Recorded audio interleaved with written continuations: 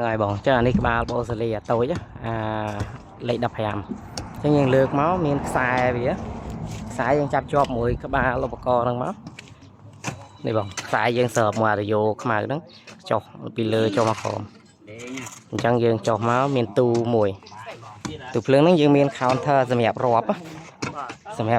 បើសិនជាមានផ្ទះបាញ់ឆ្លងកាត់អីយើងរាប់យ៉ាងអាចមើលដល់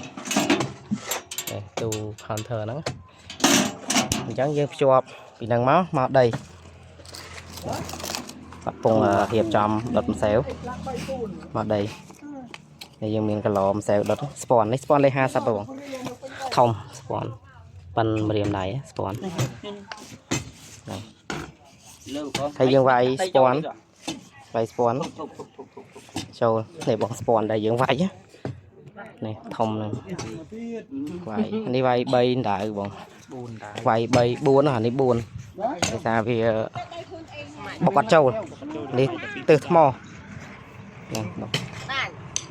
ដុតពីលើចុះមកក្រោមអញ្ចឹងអាហ្នឹងប៉ុណ្ណឹងបង